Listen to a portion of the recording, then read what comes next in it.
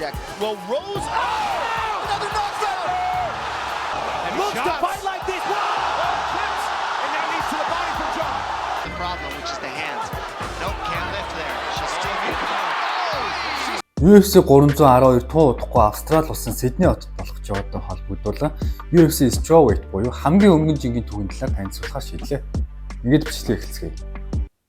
Strawweight champion of the world, Joanna.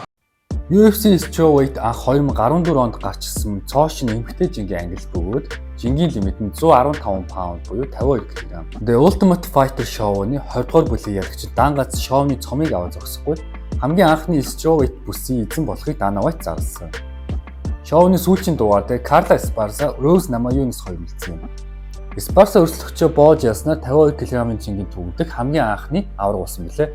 Гэхдээ бүх зүйл дөнгөж эхэлж байлаа. Undisputed UFC Women's Strawweight Champion of the World. Joanna Jędrzejczyk ноёрхол.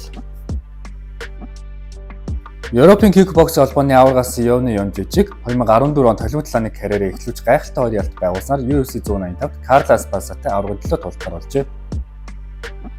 Уг тулаанд Joanna Jędrzejczyk ил дэлгэрүүлэх ялт байгуулснаар шинэхэн авраг болсон юм. Тэрээр шинэхэн авраг болоо зогсохгүй үргэлжлүүлэн өөрийн бүсээ дахин 5 удаа хамгааснаар Strawweight жингийн дүгнэлт хамгийн урт буюу 8 дарааж ялт байгуулсан рекордыг тогтоосон юм.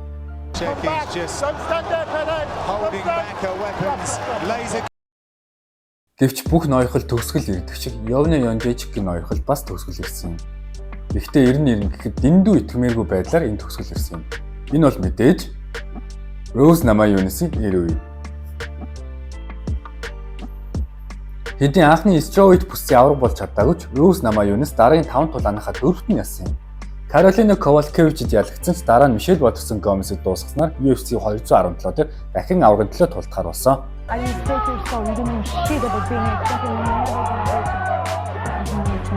Харин энэ удаа сарнаа бэлэн байлаа. Хамгийн шилдэг Strawweight жингийн аврагын эсрэг нэгдүгээрт гайхалтай нокаут хийж яснаар Joanna Jędrzejczyk ноёрхлыг дуусгаж шинэхэн Strawweight жингийн авраг болов. Зүгээр ч нэг азар ялаагүй шүү гэдгээ батлан харуулж Joanna дараагийн тулаанд дахин яснаар өөрийнхөө шинэ нэрийн үеийг эхлүүлсэн юм.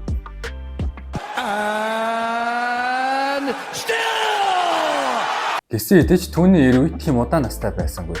Strawweight жингийн ангилал Rose Namajunas-ийн араас олон гайхалтай тамирчид гарч ирсэн юм а. Тэр хүмүүс бол Jessica Andrade, Zhang Weili. 52 кг дахь нокаут артист Jessica Andrade UFC карьерээ 2013 онд эхлүүлсэн юм. UFC TC эхний 10 тулаандаа 7-3 амжилттай байсан ба аврагын төлөө 2017 онд Joanna Jędrzejczyk үзээ ялагчсан ч дараа нь Claudia Gadelha, Teixeira Pennington, Karolina Kowalkiewicz нарыг ялан UFC 237 дээр дахин аврагын төлөө үзэх боломж гарч ирсэн юм а. UFC 237 дээр Rose Namajunas хоёрт бүсийн хамгаалтан дээр хүчрхэг Jessica Andrade-тэй тулсан юм. Jessica Andrade тулааны 2 дугаар үед Slam knockout хийж 4-р Strawweight бүсийн эзэн болсон.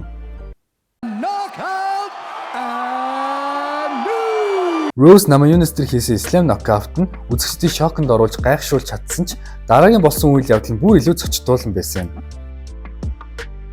Тэр тамирчин бол одоогийн авраг Zhang Weili. Zhang Weili UFC-д орохоос өмнө Холливуд талааны амжилт нь 16-1 рекордтой байсан ба 2018 онд UFC-ийн карьераа эхлүүлж шууд эхний 3 талаандаа дараалан ялж ердөө 10 сарын дотор Jessica Andrade-тэй бүсийн төлөө тултахаар болжээ. Хэтэд болсон Fight Night дээр Zhang Weili Jessica-г 1-р 42 секундын дотор дуусгаж хамгийн анхны хятад авраг болж түүх бүтээсэн юм. Өөрийн их орондоо ард түмнийхээ өмнө өрсөлдөгчөө нокаутаар ялж авраг болно гэдэг тамирчин бүрийн мөрөөдөл үлээ. Энэ мөрөөдлийг бодит болгож чадсан Weili-гийн хувьд карьерийнх нь хамгийн гайхалтай мөчөнд байсан юм. Гэхдээ энэ үнсгэлжингийн үлгэр хэр удаан үргэлжилсэн бэ?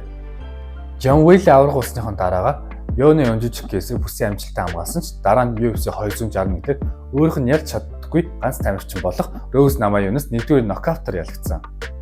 Дараа нь 268 дээр хуваагдсан саналаар дахин ялагдсан юм.